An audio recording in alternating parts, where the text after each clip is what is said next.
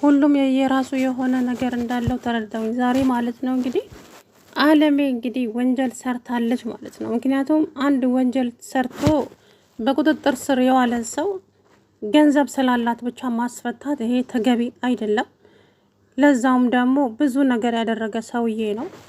ቤቲ ላይም እህቷ ላይም የደረሰው ነገር በጣም ያሳዝናል። እንግዲህ ናቲሻ ደግሞ እናቴ እንደዚህ አታደርግም በፍጹም እያለ ማናችንም ልንፈርድ የምንችለውን ፍርድ ነው እየተናገረ ያለው። ለማመን ከብዶታል ማለት ነው እውነት ለመናገር እና ቤቲ ደግሞ እኔ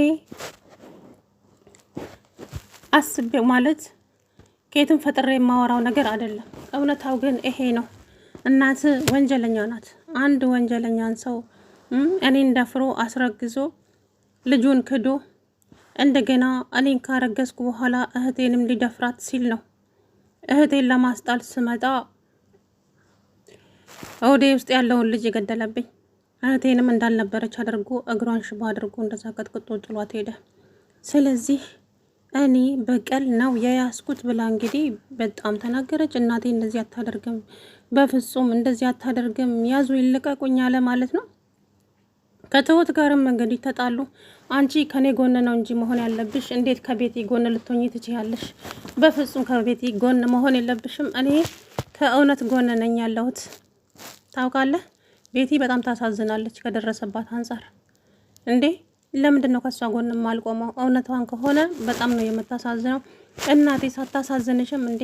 አይ እናት እውነት እንደዚህ አድርጋው ከሆነ ባለፈው የደረሰባት ስቃይ ጥሩ ነበረ ማለት ነው አለችው። ከዛ እንዴት እናቴ ላይ እንደዚህ ትያለች ሲል እንግዲህ ትሁትም የደረሰባትን ነገር ስላስታወሰች ባይደርስባትም ሴት ስለሆነች ነው ከእውነት ጎን መቆም ያለባት። ምክንያቱም ትሁትም ተመስገን የሚባለው ሰውዬ እንግዲህ አስገድዶ ደፍሯት ነው እችን ህፃን ልጅ የወለደችው አይደል? ስለዚህ እሷ እንኳን ወልዳታለች። ያ ግን እንዳትወልድ አድርጎ ነው ዳግመኛ ደግሞ ልጅ እንዳትወልድ አድርጎ ነው ልጇን ሆዷ ውስጥ የገደለባትና እንግዲህ ብዙ ነገር ደርሶባታል። ቤቲ ባለፈ ጊዜ አስታውሳችሁ ከሆነ እዚህ ቤት የገባሁት ለበቀልና ለገንዘብ ነው ብላለች። ስለዚህ ግርማ የሚባለው አሁንም ያንን ግርማ የሚባለውን ሰውዬ ፍለጋ ላይ ነሽ እንዴ እህቴ ብላታለች እኮ እህቷ ባለፈለት። ሀይ እሱማ የለም እኮ አገር ውስጥ የለም ግን ስራ እየሰራው ነው ብላታለች። ሰው በጤናው አይደለም ወዶም አይደለም አውሬው የሚሆነው። የእውነቴን ነው የምላችሁ የሆነ በደል ሲደርስበት ነውና ቤቲ ደግሞ ከደረሰባት አንጻር እውነት ለመናገር በጣም ነው የምታሳዝነውና አለሜም እንግዲህ እስኪ እንግዲህ አባዬና ትሁትም ዛሬ ተጣልተዋል። ትሁት አትዘላብጂ ብሏታል አባዬ በጣም ተናዶ ማለት ነው። ምክንያቱም ወደ አለሜ ነው የቆሙት አባዬና ናቲ ማለት ነው። ትሁት ደግሞ ከቤቲ ጎን ናት። ምክንያቱም ሴት ስለሆነች ተበዳይዋ ቤቲ ናት። እንግዲህ አናቅም ብዙ ጊዜ ፈርደናል የምናየው ነው አይደለ የምንፈርደው ግን ሁሉም ሰው የሆነ የራሱ የሆነ እመም አለው በውስጡ። ስለዚህ ቤቲ ደግሞ የፈለገ ባሏን እንኳን ብትነጥቅባት ትጸጸት ነበረ። ገባችሁ? ባሏን ነጥቂያት እንደዚህ ያደረጊያት ምናምን ብላ ትጸጸት ነበረ። ግን እሷ አለሜ ያደረገችውን ነገር ነው እንግዲህ አስባችሁታል።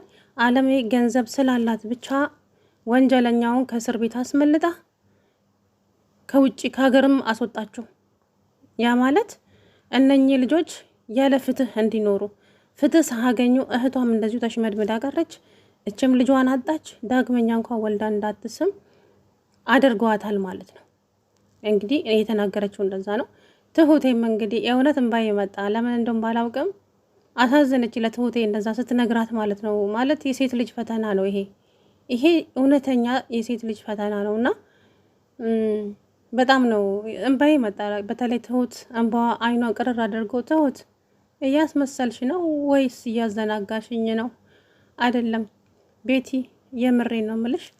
ሁኔታሽ በጣም ነው ያሳዘነኝ ስሰማ። እኔ ከአንቺ ጎን ነኝ። እንዴት ከኔ ጎን ልትቆሚ ቻልሽ? አንቺ እኮ የጠላቴ የልጅ ፍቅረኛ ነሽ አለቻት። እሱ ጋር እዚህ ጋር አያገናኘውም፣ ግን ከደረሰብሽ ነገር በጣም ነው ያዘንኩት ቤቲ። ምንም በይኝ ብን እኔ ግን ከተበዳይ ጎን ነኝ እኔ ስለማውቀው ህመሙን አለቻት ማለት ነው። ከዛ በኋላ እንግዲህ ትሁት እኔ ማንም ሳይነካኝ እንደዚህ አውሬ አልሆንም፣ አለሜ ግን ዳግመኛ እንዳልነሳ አድርጋ ነው የገደለችኝ።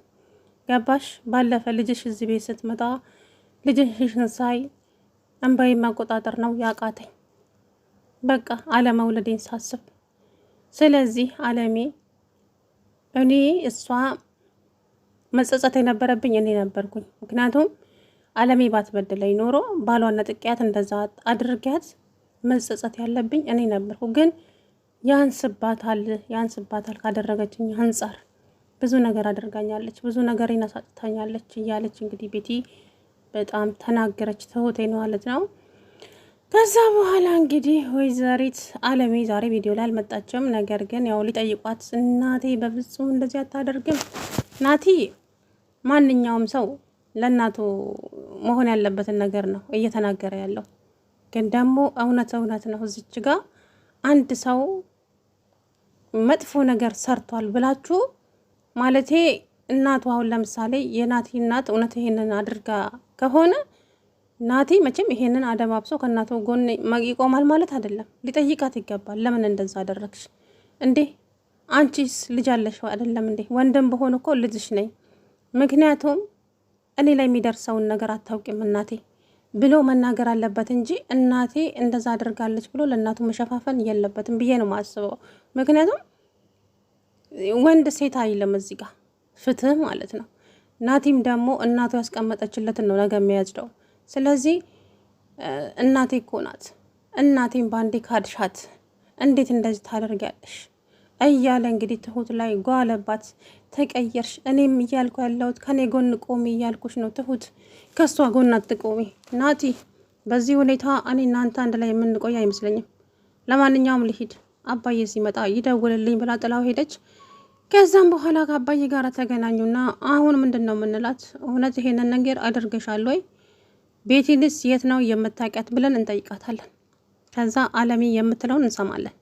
ግን እናንተ ሁለታችሁ በጣም ተናዳችኋል፣ ደስተኛ አይደላችሁም ስትለው ትሁት አትሰላብጂ አላት አባዬ። ትሁት እንግዲህ ቆርጣ ተነስታለች። ምክንያቱም እሷም ስለደረሰባት ይሄ ቁስል ደርሶባታል። እሷ እንኳን ልጇን ወልዳ ስማታለች። ግን ቤቲ ልጇን ገሎባት ዳግመኛ እንዳትወልድ ነው እንግዲህ መውለድ አትችልም ተብላለች። እና በጣም ነው ያዘነችው። እንዳያችሁት ከሆነ እምባይ መጣ። እኔ ራሴ ሳላስበው እሷ ቅድም እንደዛ ስትሆን እውነት ለመናገር ማለት ነው። ምክንያቱም ሴት ልጅ ነች። የሴት ልጅ ፈተና በጣም ብዙ ነው ከምነግራችሁ በላይ በጣም ሴት ልጅ እንደ ሴት ልጅ ፈተና የሚበዛባት የለም እዚች ምድር ላይ ማለት ነው። እና እንግዲህ ቤቲሻም በቀል ነው ለበቀል ነው የገባሁት ብላለች። ባለፈ ጊዜ እንግዲህ እኛ ሁላችንም ቤቴን ሰድበናታል፣ አዋርደናታል፣ ባሏን ነጥቀሽ ንብረቷን ወስደሽ እንደገና እንደዛ አሰቃይተሻት ብቻ ብዙ ነገር አለ አይደለ የምንሰጠው አስተያየቶች እና ብዙ ነገር ብለናት ነበረ።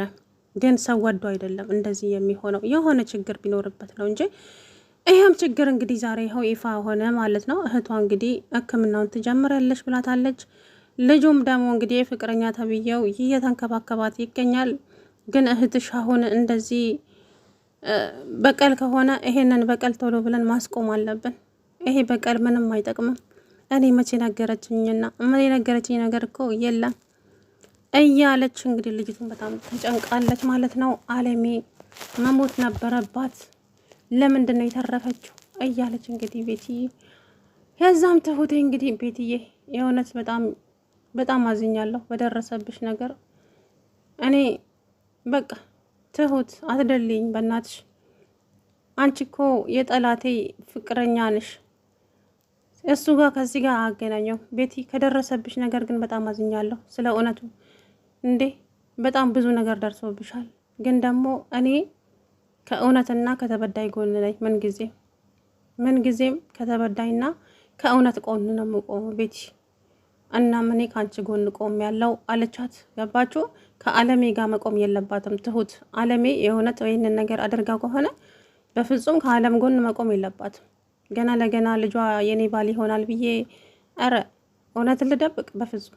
ስለዚህ ትሁት መቆም ያለባት ከቤቲ ጎን ነው። እውነት አለሜ ይሄንን ነገር አድርጋለች፣ ወንድሟ ይሄንን አስጸያፊ ነገር ፈጽሞ ከስር አስፈትታ ሀገር ካስወጣችሁ እውነት አለም ምን እንጃ፣ እሷ ራሱ ከባድ ቅጣት ነው የሚያስፈልጋት ማለት ነው። እና ስለዚህ ትሁት ደግሞ ያደረገችው ነገር በጣም ትክክል ናት። ምንም ጥፋት የለባትም ትሁት ዛሬ ላይ ማለት ነው። እንግዲህ አለሜን ለመጠየቅ ወስነዋል። እንዴት አድርገሻል ወይ ይሄንን ነገር ብሎ ማፋጠጥ አለባቸው። ስትደናገጥ ያስታውቅባታል አይደለ የሆነ ነገሯ። ስለዚህ እኔ ቤቲን ከዚህ በፊት አይቻት አላውቃትም ብላለች። ላታውቃት ትችላለች። በእርግጥም ቤቲ ላታውቃት ትችላለች፣ አለሜ ማለት ነው። ግን ይሄንን ነገር ወንድሟ እንዳደረገ በምን ምክንያት እንደታሰረ ልታውቅ ትችላለች። ግን ሴትዮዋ ቤቲ መሆኗን አታውቅም ሊሆን ይችላል። አለሜ ላይም ሙሉ ለሙሉ መፍረድ አንችልም፣ እውነታውን እስከምንሰማ ድረስ ማለት ነው። ሰላም ውድና የተከበራችሁ የተስፋ ቻናል ቤተሰቦች እንዴት ናችሁ? አለሁ ደህና ነኝ። እንግዲህ ጉድና ጅራት ከወደ ኋላ ነው አሉ። ቤቲሻ እንግዲህ ለካ ብዙ ስቃይ ደርሶባታል ማለት ነው። እናትነት ከባድ ነው እውነት ለመናገር። ለዛውም እንግዲህ ሆዷ ውስጥ እንዴት እንደረገጠው አይታችሁታል። ልጇን ሆዷ ውስጥ ረግጦ ነው የገደለባት። እሷን ሆዷን ከመታት በኋላ ሄዶ ሽመል አምጥቶ ነው ልጅቱን እግርግሯን የመታው። በግድ ካልደፈርኳት ብሎ አፈሪ ብላና። ለማንኛውም እንግዲህ አለሜ ምንን አይነት ምላሽ እንደምትመልስ አናውቅም። አለሜን ለመጠየቅ እንግዲህ ወደ ውስጥ ገብተዋል ማለት ነው። አባዬ ትሁት ናቲ ሆነው ናቲሻ ደግሞ ጓ ብሏል እንግዲህ